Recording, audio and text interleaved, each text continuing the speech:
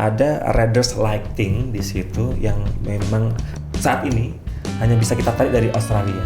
Selain itu mereka akan membawa alat-alat sendiri. Kalau untuk tahun ini, kira-kira dari Raja Wali sendiri ada wishlist apa sih? Hai Tribuners, apa kabar? Balik lagi nih dalam podcast Tribunnews. Dan kali ini Sarah nggak sendirian dong. Kita sudah ada bintang tamu spesial di balik konser Dream Theater. Kita langsung saja sapa, ada Direktur Raja Wali Indonesia, Mas Taufik Rahaja. Ya, silakan Mas Taufik. Ya, terima kasih. Oh, tepuk tangan dulu dong, ya kan? Terima kasih Mbak Sarah sudah diundang di Tribun Solo di hari ini. Iya, saya juga terima kasih Mas Taufik bisa meluangkan waktu nih. Pasti sibuk banget dong ngurusin Dream Theater yang mau konser ya kalau nggak salah tanggal 10 besok. Betul, tanggal 10 besok di Stadion Manahan, area parkir A dan B. Jadi nanti ketemu di Stadion Manahan, konser Dream Theater Top of the World Tour. Dan ini adalah konser satu-satunya di Asia. Ada 2 negara di Asia, ada Indonesia dan juga Jepang gitu. Jadi ada satu-satunya di Indonesia. Jadi satu-satunya di Asia Tenggara itu cuma Betul, Indonesia Asia Tenggara, aja. betul. Wow, jadi masyarakat Indonesia, apalagi yang ngefans sama Dream Theater patut berbangga dong ya. Raja Wali loh yang ngedatengin Dream Theater ke Indonesia, ke Solo. Nah, tapi sebelum kita nanti mau ngobrolin lebih lanjut soal Dream Theater, kayak pengen tahu nih sebenarnya tuh Raja Wali Indonesia apaan sih? Kan katanya kalau nggak kenal maka nggak sayang ya Mas ya. Boleh dong diceritain soal Raja Wali Indonesia? Ya, Raja Wali Indonesia sendiri adalah promotor musik, berangkat dari Yogyakarta. Selain itu kita juga event consultant gitu ya, dan event management. Ada 5 festival musik besar di Indonesia yang kita bidani.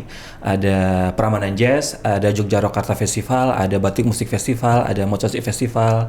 Kemudian ada satu lagi Jogja Rokarta gitu. Jadi ada 5 festival besar. Kemudian selain itu kita juga buat bikin konser-konser di konser artis internasional, artis nasional gitu ya. Konser tunggal gitu ya. Tidak saja ada di Jogja tetapi juga tidak di Jakarta, tapi kita mencoba lebih merata lagi bisa ke banyak daerah di Indonesia. Ya harapannya sih kita pengen ngangkat musik turismenya yang ada di Indonesia ya. Jadi punya banyak pilihan gitu. Oke, jadi kalau kalian pengen tahu Raja Wali Indonesia tuh apa sih? Jadi kayak sebuah promotor gitu. Kalau kalian tahu konsernya Westlife, terus Mariah Carey yang ada di Indonesia ini, nah promotornya adalah Raja Wali Indonesia. Hebat banget nggak tuh, ya kan? Wow, ini artis-artis besar luar negeri loh yang didatengin ke Indonesia langsung. Pasti juga ada kendala. Kalau nggak salah itu juga mengawali dari proyek-proyek kecil dulu sampai sekarang bisa gede banget. Betul. Ya kan? Boleh dong ceritain. Ya kalau cerita soal sejarahnya Raja Wali Indonesia pertama kali itu sebelum ke Raja Wali Indonesia malah justru core bisnisnya adalah penerbitan buku. Didirikan oleh sekarang posisi komisaris yaitu Pak Anas Syahrul Alimi. Dari mulai penerbitan buku terus kemudian dapat pekerjaan IO-an musik gitu ya, bikin konser, dan dari situ mulailah satu persatu konser kita buat gitu ya. Raja Indonesia dari mulai 2008 kemudian mulai berangkat ada konser secara agenda agak lebih banyak gitu. Kita yang pertama kali menggabungkan ada Glenn Fredly, almarhum Glenn, kemudian ada Tompi, ada Sandi Sandoro untuk gabung menjadi Trio Lestari. Waktu itu sih namanya belum Trio Lestari. Kita buatkan konser di beberapa kota gitu ya, tour gitu ya. Dari situ mulai intens untuk bikin konser musik. Tapi kalau ngomongin soal festival musik, baru Prambanan Jazz Festival adalah festival musik terlama kami. Itu tahun ini adalah tahun ke-8. Itu mulai dari 2015 gitu. Pertama kali di Candi Prambanan, di line up-nya waktu itu masih Kenny G dan beberapa artis Indonesia gitu. Oke, jadi emang berawal dari proyek kecil lalu sampai ngehandle Prambanan Jazz. Betul. Ya selama 8 tahun loh. Nah, kalau cerita soal Prambanan Jazz yang kita pasti udah hafal banget setiap tahunnya hampir ada gitu. Ada nggak sih treatment khusus ketika membuat Prambanan Jazz dari tahun ke tahun supaya lebih istimewa gitu? Iya, kalau sebenarnya sih cerita Prambanan Jazz itu juga agak sedikit unik. Jadi kayak semacam ada sedikit kecelakaan gitu ya. Kita sempat dealing dengan salah satu venue yang ada di Jogja, ballroom gitu. Kita mau buatkan sebuah tontonan konser eksklusif seperti itu. Kita kontak Kenny G untuk didatangkan. Kemudian ada komunikasi yang membuat dari pihak dari pihak hotel itu, dari pihak venue-nya itu membatalkan sepihak gitu. Akhirnya, tapi kami kan harus menjaga komunikasi dengan artis internasionalnya ya, karena juga itu bagian dari track record pekerjaan kita nanti ke depannya gitu, supaya lebih memudahkan. Dari situ kita mencoba untuk mencari alternatif venue yang ada di Jogja, outdoor gitu ya, yang luas gitu, untuk kita pindah Kenny G ini ke venue tersebut. Tetapi ketika ngomongin soal venue-nya, Prambanan adalah salah satu pilihan gitu. Borobudur juga bisa menjadi salah satu pilihan juga kalau ngomongin soal ada di area heritage ya. Kita pengennya kalau bikin sesuatu tuh ada value tambahnya gitu ya. Jadi kita memang sengaja milih venue-nya yang heritage gitu. Dari situ kemudian pengalaman pertama ya masih banyak kelemahan-kelemahan. Kita bicara soal festival musik pertama kali gitu ya, dengan line up yang lebih dari satu gitu ya. Kami memang harus belajar banyak, karena kalau ngomongin soal apalagi dengan komunikasi dengan artis internasional, dan ada beberapa rule, karena perubahan itu kan selalu ada, termasuk perubahan pada saat di hari H-nya di tahun 2015 itu, yang seharusnya Kenny G sebagai penutup, tetapi tiba-tiba dia minta lebih maju lagi, jadi secara rundown harus berubah, yang artinya tuh ya kalau ngomong soal secara show management jadi agak sedikit kacau gitu. Karena tapi dari situ ya nilai positifnya di 2015 kita belajar, secara target dari ya cuman 5.000 penonton, yang datang di situ 8.000 orang gitu ya. Kemudian dari tahun ke tahun kita mencoba perbaiki lagi di tahun berikutnya, yang tadinya cuma 1 malam, kemudian ada di 2 hari, kemudian menjadi 3 hari, yang tadinya cuma ada 2 panggung, tiba-tiba terus kemudian kita di panggung festival kita tambah jadi 1 panggung lagi, ada 2 panggung festival, kemudian 1 panggung special show gitu. Ya selalu ada selalu ada perbaikan setiap tahunnya, karena kita belajar dari tahun ke tahun ya, mulai dari soal handling artisnya, soal strategi promosinya, kemudian belajar soal show manajemennya, yang timekeeping sebuah festival besar gitu ya, sampai dengan treatment yang terakhir kemarin di 2022 ya, meskipun tampak seperti kita 2 tahun nggak ngapa-ngapain, tidak bekerja secara offline, ada penonton langsung di hadapan kita, itu juga jadi kayak semacam kita harus belajar lagi nih soal proses adaptasi itu ya, dengan ya dibilang cukup sukses kemarin. Itu pertama kali kita bisa buat festival offline lagi di Prambanan Jazz Festival 2022 kemarin, yang ke-8. Ya secara target penontonnya melebihi target gitu ya. Dan ya meskipun belum bisa kapasitasnya secara normal, masih social distancingnya, awalnya kita announce-nya masih dengan kebijakan yang social distancing, protokol kesehatan yang sangat ketat gitu ya. Tapi kan secara perkembangannya kan kita juga melalui banyak bulan untuk melakukan promosi dan macam-macam, dan kebijakan pun juga mulai berubah lagi. Jadi secara strategi promo yang di awal adalah jualan tiketnya dengan kursi, ya mau nggak mau kan kita juga harus konsisten dengan itu, harusnya tetap dengan kursi. Ya sebenarnya sih kalau secara impian cita-cita yang pengennya kalau festival musik ya berbaur gitu ya, standing, berdiri gitu. Karena lebih terasa vibes-nya, lebih seru. Betul, juga kan.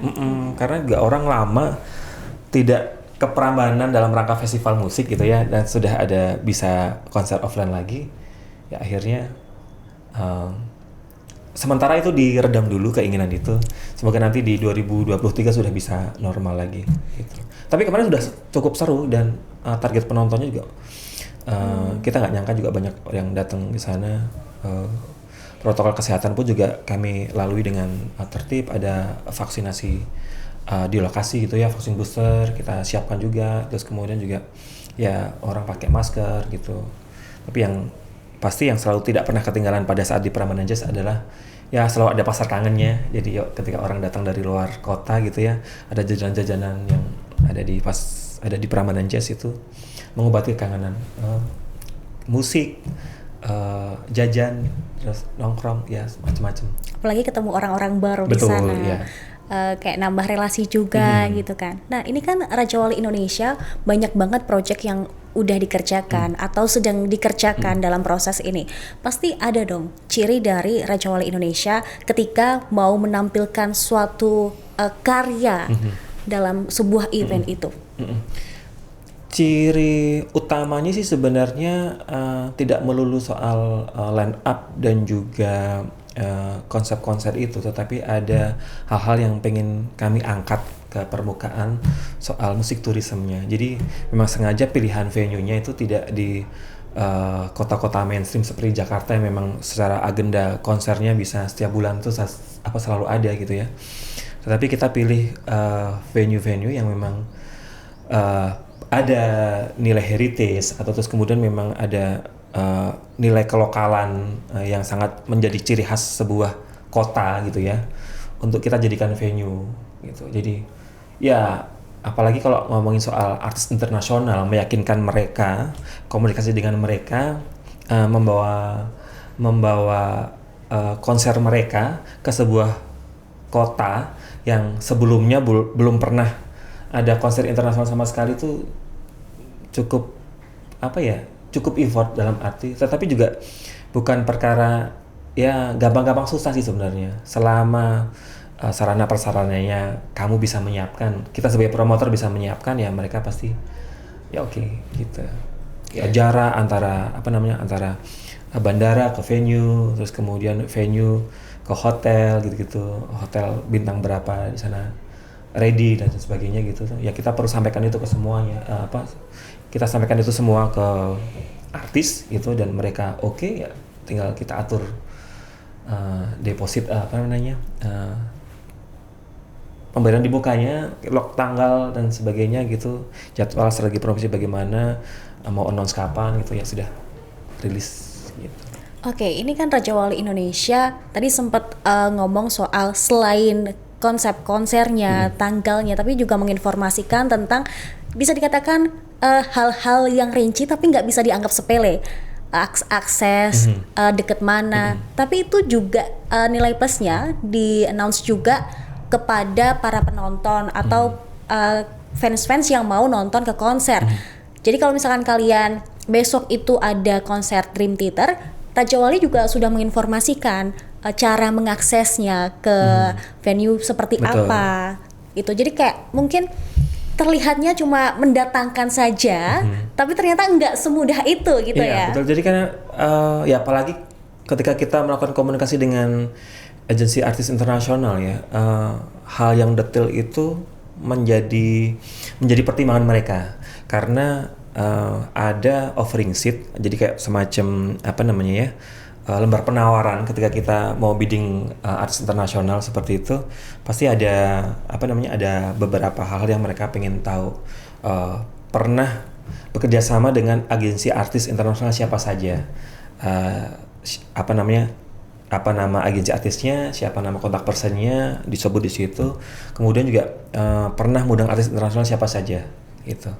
Ada ya dulu pas di awal-awal kita mau ngundang Kenny G, ya agak susah, apalagi terus kemudian venue-nya ada di outdoor. Pertimbangan outdoor itu bagi artis internasional kan bagaimana mengamankan ketika nanti cuacanya tidak mendukung gitu-gitu loh. Jadi soal sebelum perform kan mereka pasti juga akan ada sound check ya, alat-alat mereka kena panas langsung gitu juga bagaimana gitu-gitu. Tapi begitu dari kita pernah melakukan sekali pecah telur mengundang artis internasional di outdoor, berikutnya jadi lebih mudah dalam arti bukan kita yang menawarkan, justru kadang-kadang ada beberapa artis yang pengen tampil ada di situ sama seperti si itu gitu juga ada gitu. Jadi ya beberapa kali kita sempat melakukan negosiasi dengan artis internasional ketika membawa tur. Secara konsep turnya misal harus ada LED stage di belakang di belakang panggung gitu. Tetapi karena kita pengen mengekspos ada Candi Prambanannya, ada Candi Borobudur-nya, kita perlu negosiasi bahwa bisa nggak yang backstage LED backstage-nya itu LED belakangnya itu dihilangkan gitu. Jadi supaya kita bisa benar-benar ekspos si candinya gitu ya, ekspos background gitu. Itu yang kami lakukan untuk ya kalau ngomongin soal karakter Raja Indonesia pernah bikin itu ya ada value-value soal ngangkat heritage-nya gitu juga. Jadi juga memperkenalkan soal Indonesia ya, nggak melulu kita selalu ambil dari luar, tapi supaya orang luar juga tahu Indonesia itu tuh kaya banget loh akan budaya. Ya kalau ngomongin soal artis internasional datang ke sini kan juga bagian dari strategi promosi budaya ya, dalam arti kalau kita mungkin membayar mereka sebagai endorser untuk mempromosikan Indonesia gitu ya, mempromosikan tempat-tempat wisata atau destinasi yang pengen kita angkat gitu.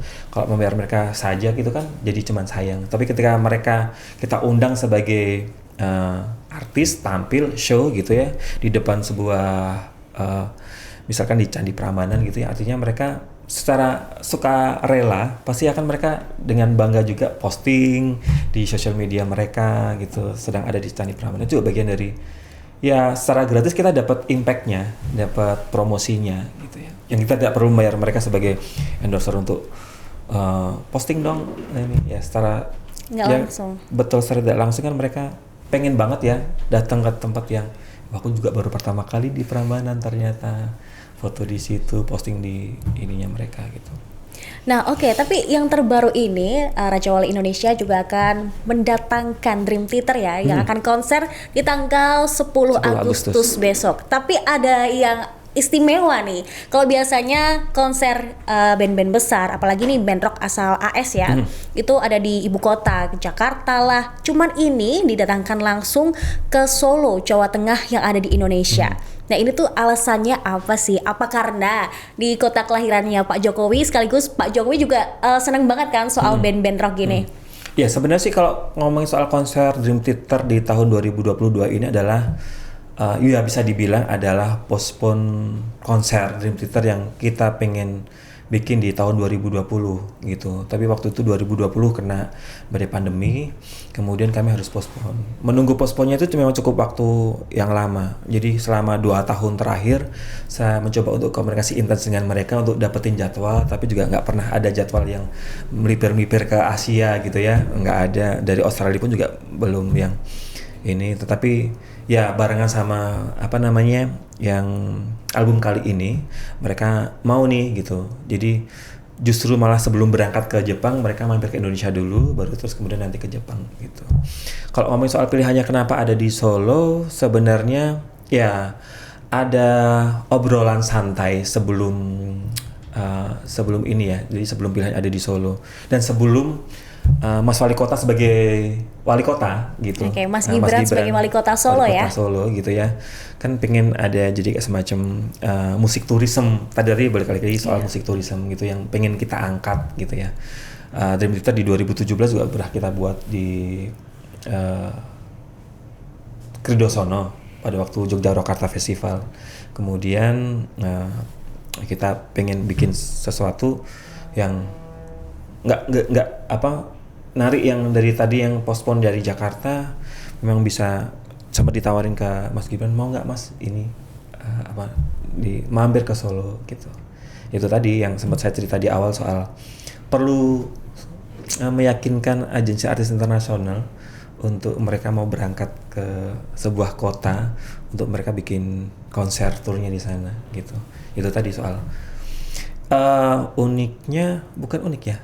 Cerita serunya adalah kita tuh agak cukup waktu lama untuk menentukan rute penerbangan mereka untuk berangkat ke Solo. Yang tadinya dari pihak mereka tuh mencoba untuk mencarikan rute penerbangan ke Solo tuh lewat apa saja, apakah lewat Solo bisa, lewat Jogja apakah bisa dan sebagainya. Dan akhirnya terus kemudian pilihannya mereka turun di Jakarta, kita siapin sleeper bus dari Jakarta ke Solo, dan kami juga kasih estimasi waktu kira-kira kalau sleeper bus itu berapa lama gitu, dan mereka oke dengan itu. Ya sudah, akhirnya confirm mau tampil. Ya kita dapatnya tanggal, kenapa juga nggak di weekend, kenapa bikin konsernya di tengah weekdays gitu ya, karena daripada tidak sama sekali juga. Dan akhirnya terus kemudian ya sudah, ini kan kami menjawab fansnya Dream Theater yang sudah nunggu lama 2 tahun, yang mereka sabar tidak melakukan refund tiket mereka, dan mereka juga bisa nonton lagi di konser 2022 ini. Nah oke, jadi kan ini kali kedua Raja Wali Indonesia mendatangkan Dream Theater ya. Kalau dulu di tahun 2017, apa nih bedanya Mas di tahun 2017 dan juga di tahun ini gitu? 2017 bedanya, kalau bedanya di 2017 sebenarnya Dream Theater sebagai headliner di Festival Yogyakarta ya, gitu. Cuman kalau yang ini adalah konser tunggalnya Dream Theater, bagian dari tour albumnya yang terakhir gitu. Yang bedanya lagi di 2017 mungkin akan banyak sekali dramanya, karena sebenarnya sih kalau ngomongin soal cerita 2017 Dream Theater itu adalah cerita, buat kami yang bekerja di Raja Wali Indonesia itu jadi bagian dari cerita seru, pengalaman seru gitu ya. Karena awalnya itu Dream Theater kita mau set festivalnya itu ada di Candi Prambanan. Cuman karena ya kalau kita ngomongin soal Candi Prambanan gitu ya, pasti ada banyak bagian-bagian yang memang merasa memiliki, dan apalagi kalau ngomongin soal konser rock di Candi gitu kan, pasti ya pro dan kontranya akan pasti selalu ada gitu. Daripada terus kemudian pro dan kontranya berlarut-larut dan terlalu ramah gitu ya. Dan apalagi ini juga sudah sempat viral waktu itu di sosial media. Pilihan terbaik adalah ya sudah, kita memindah di H-2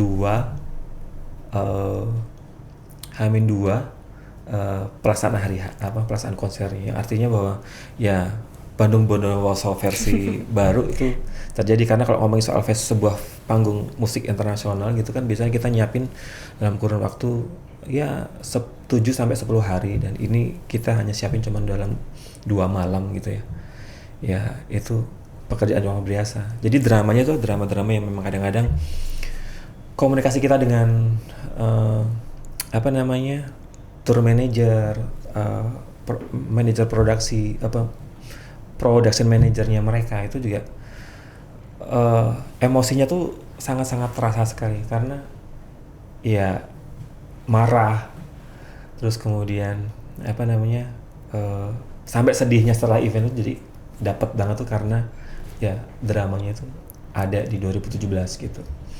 Itu yang terjadi, dan ya yang kali ini sih semoga sih lebih lancar, lebih enak, karena juga secara line up-nya juga kita secara prepare-nya, kalau sekarang sih prepare-nya irisan secara waktu loading-nya cuman barengan sama Asian Para Games saja di venue yang sama gitu ya. Ya keren sekali Solo punya event internasional dalam waktu bersamaan gitu ya. Dan ini juga bagian dari, pasti secara kunjungan tamu-tamu datang ke kota Solo pasti sangat. Jadi salah satu alasan kenapa dipilih di kota Solo itu ya. Dan ini emang kalau tadi lihat di drama di tahun 2017 ada rasa marah, terus sedih, tapi sebagai pekerja di Raja Wali Indonesia tetap harus profesional dong. Profesional. Jadi segala hal yang namanya, kan kalau ngomongin soal artis internasional kan pasti ada riders yang harus kami penuhi. Betul. Dan selama riders itu bisa kami penuhi dan mereka bisa perform secara maksimal gitu ya, itu adalah apresiasi yang luar biasa buat ya, dari sisi artisnya juga, dari sisi kami sebagai promotor juga. Puncak kebanggaannya ada di situ gitu ya, kita bisa memberikan sajian yang sangat berkesan, meninggalkan kesan yang sangat baik, dan mereka pun juga ya ada hal-hal yang memang bisa, meskipun melalui drama itu, tetapi ketika respon penontonnya bagus, crowd-nya banyak. Terus kemudian mereka juga sempat melakukan apa namanya ya, waktu itu mengkomposisi ulang gundul-gundul pacul yang ditampilkan di salah satu setlistnya mereka gitu ya. Ya itu juga kejutan yang luar biasa bagi kita ya sebagai orang Indonesia, dan mereka ternyata mengulik sejauh itu juga ternyata tentang Indonesia tentang Indonesia, supaya merasa lebih dekat dengan fans yang ada di Indonesia gitu. Itu cara mereka ya. Nggak tahu nanti kalau pas di Solo mereka bikin kejutan apa lagi, ya kita tunggu gitu. Kita tunggu ya di tanggal 10 besok akan ada kejutan apa nih dari Dream Theaters. Karena tadi sempat spill juga ini konser 2 tahun tertunda gara-gara pandemi. Ya kan. Lalu ketika akhirnya ditentukan tanggal Dream Theater untuk konser di Solo Indonesia di tanggal 10 besok, gimana respon para ya mungkin yang sudah beli tiket, yang sampai nggak refund juga? Antusiasmenya seperti apa sih? Antusiasme sih tentu saja mereka sangat senang sekali ya. Ya meskipun secara waktu ada beberapa yang memang memilih untuk tetap mempertahankan tiket mereka, tetapi juga ada yang memilih untuk refund karena mungkin secara jadwal juga tidak bisa punya kesempatan gitu. Respon mereka positif, mereka sangat senang sekali, dan akhirnya setelah menunggu 2 tahun yang jadi kayak semacam harap-harap cemas jadi atau enggaknya, kalau enggak nanti bagaimana kejelasannya gitu. Dan ketika sudah muncul tanggalnya pasti 10 Agustus itu ya kabar gembira buat semuanya, kabar gembira juga buat kami juga. Akhirnya terus kemudian ya sudah, yang daripada komunikasi yang sangat lama di email yang sudah sampai beberapa subjek di email itu, ya akhirnya sekarang tinggal ngobrolin soal lebih ke teknis koordinasi dengan mereka ya, lebih ke ngomongin soal makan lunchnya nanti apa, dinernya apa, terus nanti produksiannya nanti detailnya bagaimana, lebih seperti itu sih. Ngomongin soal makanan di Solo itu kan kulinernya banyak banget. Dream Theater sendiri tuh para personilnya sempat kepo nggak sih soal Solo tuh kayak gimana sih, atau kulinernya tuh apa aja selain mereka fokus pada konser nanti? Iya, seperti biasanya mereka meminta kita sebagai promotor untuk memberikan rekomendasi apa sih yang kalian suggest pada saat nanti kami sudah berada di Solo gitu ya. Jadi ada menu-menu ya, ada beberapa kami buat set-set menu gitu untuk mereka jadikan pilihan gitu. Dan kita juga masukkan gitu local cuisine-nya yang ada di Solo ya, pasti gitu ke mereka gitu. Tinggal nanti mereka milih, begitu mereka datang, nanti set memilih lunch-nya akan ini dan sebagainya gitu, sampai dengan hari terakhir. Bahkan di hari terakhir mereka juga after party ya mereka menyebutnya gitu ya, setelah mereka benar-benar selesai perform gitu, harus disiapkan, mereka nanti akan memilih kuliner-kuliner yang ada di sekitar, restoran sekitar atau kuliner sekitar itu apa. Nah ini dari tim kita yang akan membelanjakan itu, dan kemudian sudah siap ready di belakang panggung. Jadi begitu mereka selesai tampil, mereka akan ada di backstage menikmati itu, dan kembali lagi di besoknya ke Jakarta. Oke, aku penasaran banget nih. Mungkin bisa di-spill salah satu kali ya menu yang direkomendasikan gitu kepada para personilnya. Kemarin yang sempat kita ada Indonesian menu ya, ada Indonesian menu. Kemudian ada menu-menu Solo juga gitu. Tentu saja ada timlonya gitu loh. Kemudian kemarin ada banyak sih kemarin yang kita sempat kirimkan ke mereka supaya mereka memilih. Kita juga minta rekomendasi dari beberapa orang yang ada di Solo ya, untuk kita buatkan gitu, untuk kita kirimkan ke mereka, dan mereka akan pilih. Ya itu lokal cuisine, snack dan sebagainya nanti kita juga minta. Kalau snack sih biasanya nanti akan kita siapin di backstage ya. Ngomongin soal persiapan kan butuh waktu, tidak cuma pada saat show hanya gitu ya. Panjang banget.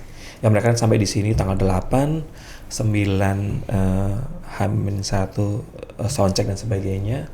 Hari hanya tanggal 10, tanggal 11 udah balik lagi ke Jakarta untuk penerbangan ke Jepang. Oke, kalau untuk sound sendiri, katanya ini mereka langsung mendatangkan alat-alat soundnya itu tuh dari Amerika Serikat. Mereka nggak mau atau lebih memilih alat-alat mereka sendiri gitu loh, daripada yang ada di Indonesia. Betul nggak sih Mas? Kalau sound sih sebenarnya kita ada riders yang memang harus kita penuhi. Jadi kayak lighting, sound system, technical ridersnya mereka yang harus kita siapin. Tetapi selain itu mereka akan membawa alat-alat sendiri. Konfirmasi sudah ada 25 box yang sudah sampai di Jakarta dan tinggal dikirim nanti pada saat jelang ya tanggal 8 tuh sudah sampai di sini, tanggal 9 sudah set up, sudah serah terima dengan mereka. Cuma yang unik ini yang salah satu membuat komunikasinya jadi sedikit lebih panjang itu adalah ada riders lighting di situ yang memang hanya bisa saat ini hanya bisa kita tarik dari Australia, yang ada di Australia. Nggak tahu bentuknya lightingnya seperti apa. Nah nanti lihat saja di tanggal 10 Agustus di Stadion Manahan gitu ya. Ya ini lighting dari Australia ya, tentu saja kalau ngomongin soal lighting dari Australia, cost dan produksi gitu pasti ya memang harus dipenuhi ya. Harus dipenuhi ya karena mereka kan konfirmasi ya mereka sudah memberikan tanggal waktu start di 10 Agustus terus kemudian ya setidaknya apa yang mereka, karena kami sudah mencoba untuk counter mereka gitu ya untuk beberapa kasih opsi pilihan gitu dan mereka tetap menginginkan itu. Ya sudah ya selama itu bisa kita penuhi dan kita bisa komunikasi sama mereka ya sudah akhirnya ya terjadilah tanggal 10 Agustus itu. Jadi muncul tanggal 10 Agustus itu ketika yang ridersnya itu sudah ready semua. Oke, kamu ada di sana. Apa namanya? Secara speknya Indonesia punya. Lighting juga ini ada, Indonesia ada. Yang ini nggak ada, berarti memang harus dicarikan. Tolong kamu carikan di deket-deket di Indonesia mana yang ada gitu. Tapi dari Australia gitu. Yang lainnya sih so far aman ya. Oke. Gitu. Berarti memang harus dipenuhi juga. Ketika lightingnya itu sudah ready, maka terbitlah tanggal di 10 Agustus iya, itu betul. Ya. Berarti mungkin bisa ditarik kesimpulan lightingnya ini yang ditunggu-tunggu juga gitu, yang terpenting ya. Lighting yang ditunggu, ya mungkin bisa jadi lighting itu juga akan menjadi bagian dari performance mereka ya. Selain ada beberapa technical riders, materi LED yang ada di belakang, nanti seperti apa mereka sudah kirimkan materinya untuk dilihat di preview, kemudian juga secara spek LED-nya itu yang kemarin yang cukup waktu lama untuk menentukan keluar tanggal 10 Agustus terus kemudian kita buru-buru, jadi kayak kesannya sih memang buru-buru ya, secara persiapan sangat singkat sekali, promosinya memang nggak cukup waktu banyak gitu ya karena kita nunggu terus kemudian dapat tanggalnya ya mau nggak terus kita harus segera rilis tanggalnya. Kalau untuk target tiket berapa sih? Kalau secara kapasitas ada di 10.000. Pembeli tiket lama itu kalau pembeli tiket lama sebenarnya sih itu yang tidak melakukan refund ada 1.800. Kemudian sampai sekarang itu sudah di 50% ketambah 1.800, kita sudah ada 7.000. Itu sisanya ada beberapa tiket yang tidak semuanya ada di tiket apa saja, tetapi juga nanti bisa ada beberapa program-program tiket dengan para sponsor gitu yang sisanya itu. Jadi so far sih tiket masih bisa didapatkan di tiketapasaja.com. Oke, kalau untuk persiapannya ini kan tadi dibilang persiapannya emang agak mepet ya dibanding mungkin project-project yang lainnya gitu. Sejauh apa sih untuk saat ini? Sejauh sudah kalau secara persiapan karena kita memang barang-barang belum ada di sana semua ya, belum ada di venue gitu ya. Ya bisa dibilang sudah 70% ya komunikasi kita clear dengan mereka, tinggal mengkonfirmasi jadwal loading, jadwal dengan mereka ya tinggal perintilan-perintilan, tetapi itu juga bagian dari sesuatu. Kalau tidak ada itu pasti juga nanti akan mengaruhi penampilan mereka ya. Mereka juga pasti secara logistik mereka di sini butuh makan, ya bagian dari hospitality, kendaraan, bisnya gitu ya. Cuman hal-hal yang perlu kita konfirmasi lagi ke para vendor gitu. Selama ini berarti untuk menunggu sampai hari H ya, cukup berkomunikasi secara intens dong Betul. ya Pak untuk Betul. ke pihak Dream Iya, Theater sendiri. apalagi kalau kita ngomongin soal jam jam efektifnya gitu ya, kan kebalikan dengan kita ya. Jadi saya otomatis mungkin kalau agak punya lingkar hitam di mata mungkin karena memang sering begadang, karena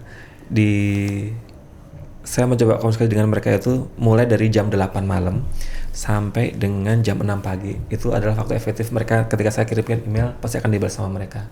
Ya pasti ada waktu yang saya juga lelah tidur gitu, terus kemudian juga jadi skip.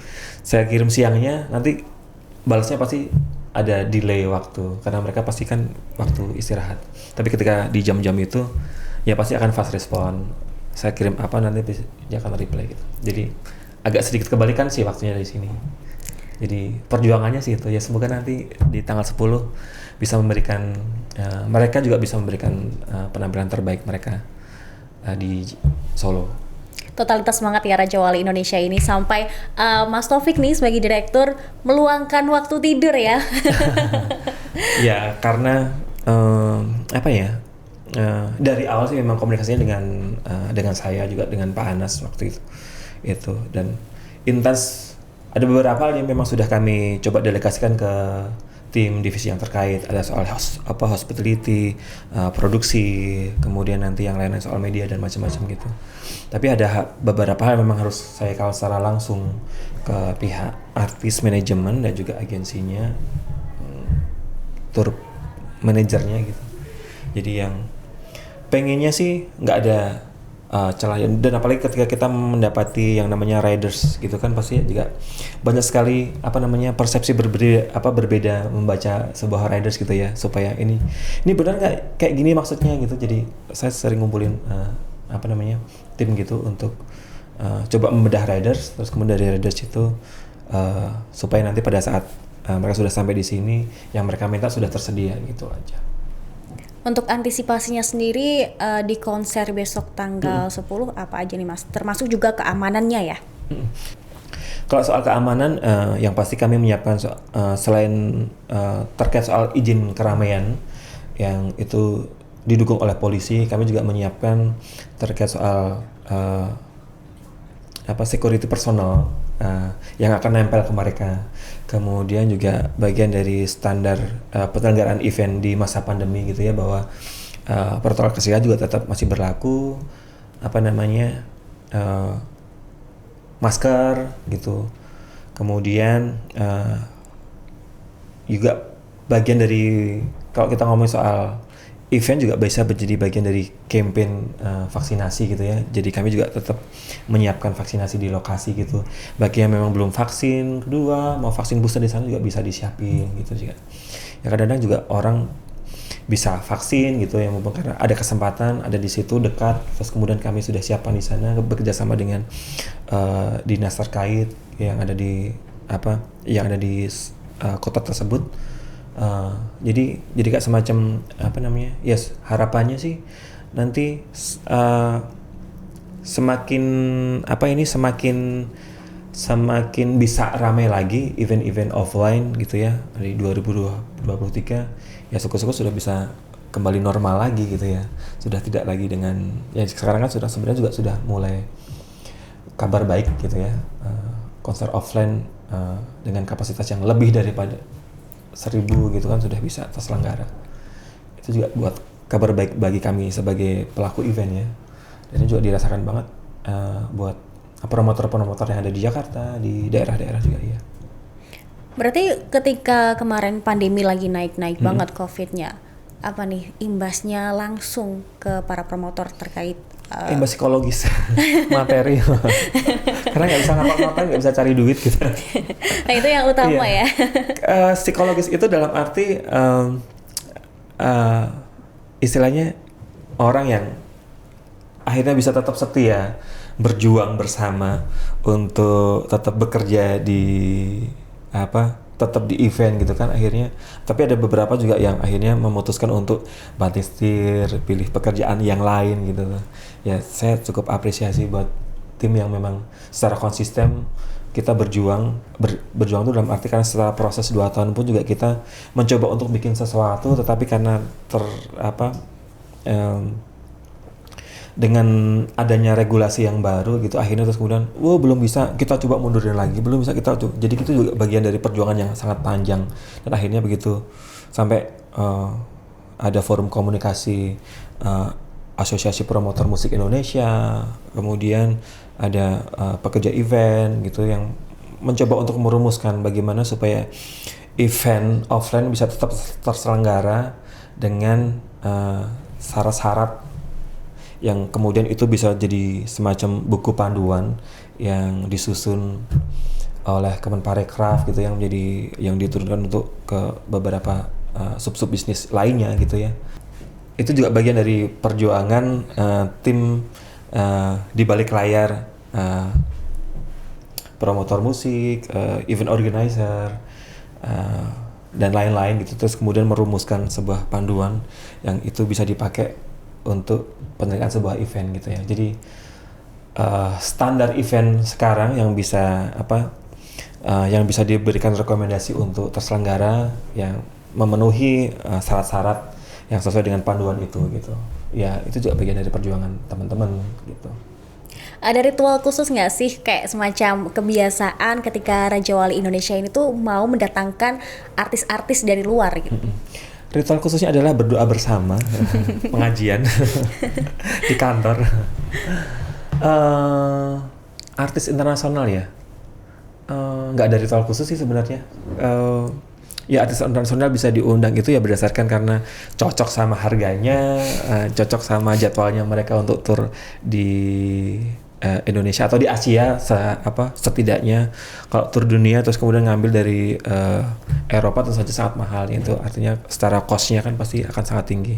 Tetapi kalau bisa narik mereka pada saat ada di Asia gitu ya, secara cost-nya masih bisa di-sharing sama negara lain gitu. Itu juga salah satu pilihan, bisa tidaknya dan mau atau tidaknya promotor untuk mengundang artis internasional ke Indonesia. Kemudian selain itu tadi ya syarat-syarat soal harus punya record yang sangat panjang untuk lebih mudah mendatangkan artis internasional ke Indonesia. Ketika ada jaminan itu kan artinya bahwa kamu sudah pernah mengundang A, B, C, D gitu, artinya bahwa aman nih, tinggal aku melakukan komunikasi terkait soal hal-hal teknis lain gitu. Sehingga pihak artis dan manajemen pun percaya gitu. Betul. Ya. Tapi kalau untuk Dream Theater sendiri, ini kan tahun 2020, alasannya apa sih mendatangkan mereka tuh? 2020 alasannya karena ya sebenarnya sih ada jadwal turnya mereka gitu, ada di beberapa negara waktu itu. Di 2020 jadwal turnya di Asia lebih banyak daripada yang sekarang. Sekarang kan cuman kalau di Asia Tenggara cuman Indonesia aja, di Asia ada Jepang di situ. Waktu itu ya secara komunikasi kan kita 2017 sudah pernah mengundang mereka, selalu ada kesempatan untuk mereka pada saat ada jadwal tur pasti akan menawarkan ke kami ya, ke promotor gitu, mau nggak nih bisa kamu tarik juga ketika kamu punya tanggal nggak gitu. Itu juga bisa jadi berlaku juga ketika kita pengen pun juga bisa berlaku. Ada jadwal ke ke Asia nggak gitu, supaya bisa kita tarik ke Indonesia gitu ya. 2017 ke 2020 jeda waktu cukup lama ya, 3 tahun gitu. Dikasih lagi ya secara fans pasti akan senang-senang aja gitu. Dan apalagi 2022 ini kalau ngomong dari rentang 2017 kan waktu yang sangat lama gitu, 5 tahun. Iya, 5 tahun. Ya, tidak tampil di Indonesia, dikasih tontonan ya harusnya ya kalau memang fans garis kerasnya Dream Theater ya harus nonton besok di tanggal 10 Agustus. Oke, jadi buat kalian nih Tribuners yang ngefans banget sama Dream Theater, soal karya-karya mereka wajib banget nonton. Karena tiketnya masih tersedia ya sampai sekarang Masih tersedia. Tapi jangan sampai nanti pada saat di hari H juga masih tersedia. Semoga, tapi secara harga tiketnya pasti akan menyesuaikan di hari H, on the spot harga tiketnya. Sekarang masih tiket reguler gitu, jadi 750 dan juga 1 juta di luar pajak daerah, pajak pendapatan daerah dan juga admin fee. Ini berarti ada rencana dong kalau misalkan nih para netizen atau orang-orang Indonesia yang pengen banget mendatangkan artis nih dari luar, bisa mengabulkan nggak kira-kira? Wishlist ya? Ya. Ya wishlist tuh ada wishlist yang memang kita menyesuaikan marketnya gitu ya. Nanti silahkan mungkin di follow Raja Wali Indonesia Instagramnya, di situ kasih aja komentar-komentar apa gitu ya, pengen datengin atau DM gitu. Di situ kadang-kadang juga jadi bagian dari pertimbangan kami memilih artis Indonesia, artis internasional untuk datang ke Indonesia. Kemudian ya kami sendiri juga punya wishlist, pengen datengin siapa, itu juga punya banyak wishlist yang pengen kita undang ke Indonesia gitu ya. Kalau untuk tahun ini, kira-kira dari Raja Wali sendiri ada wishlist apa sih untuk mendatangkan tamu ya?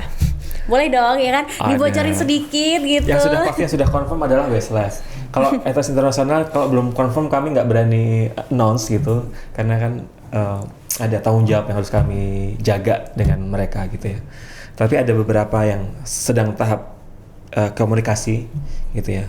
Tahun depan juga kita sudah ada agenda juga gitu di festival-festival kita.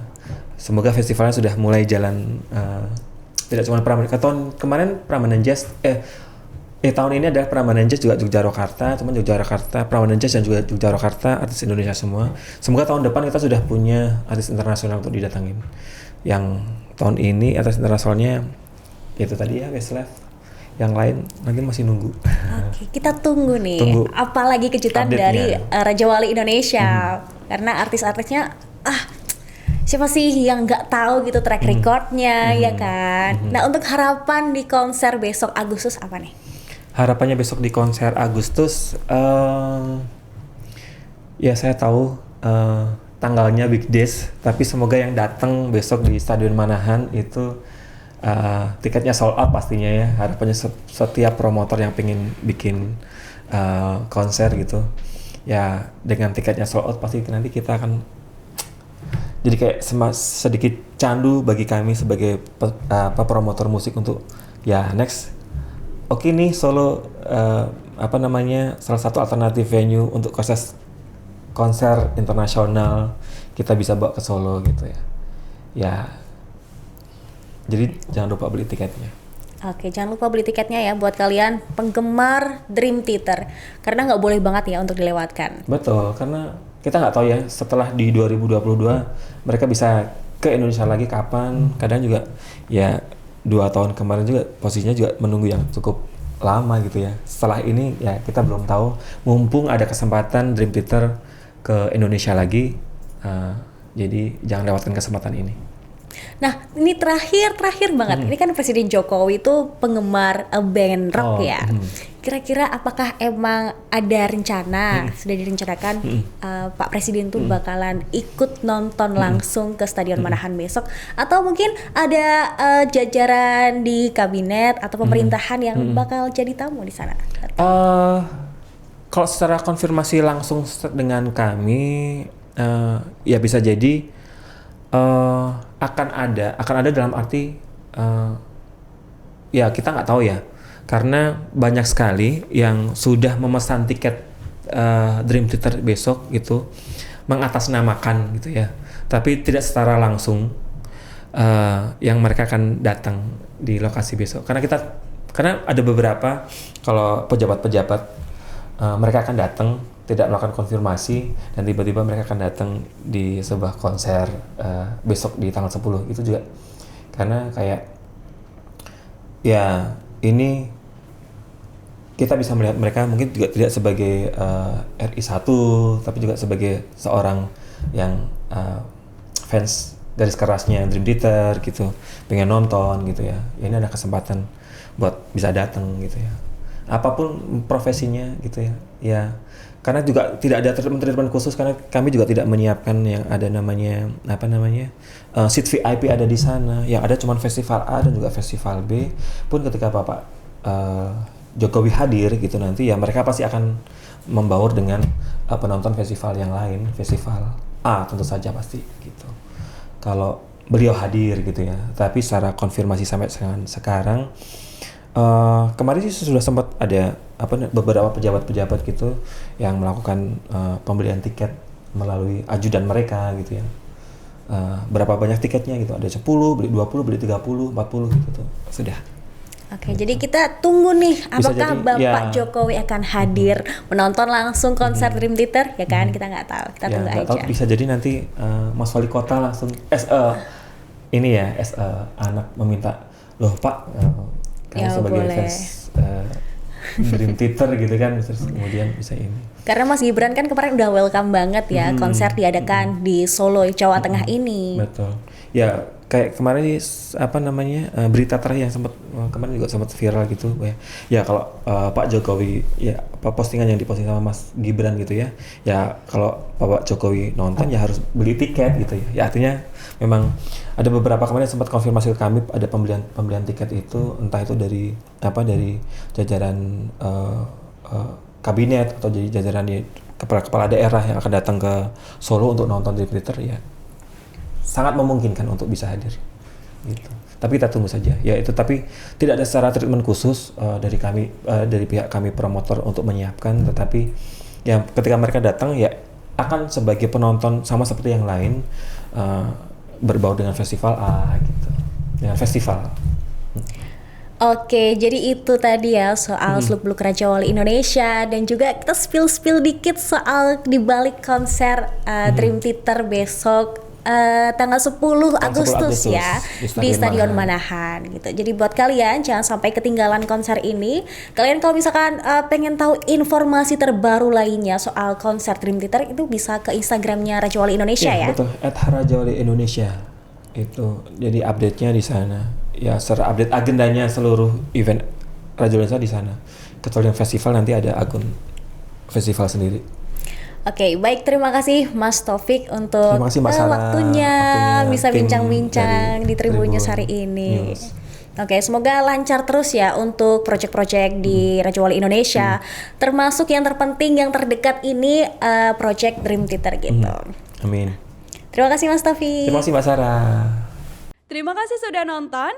Jangan lupa like, subscribe, dan share ya.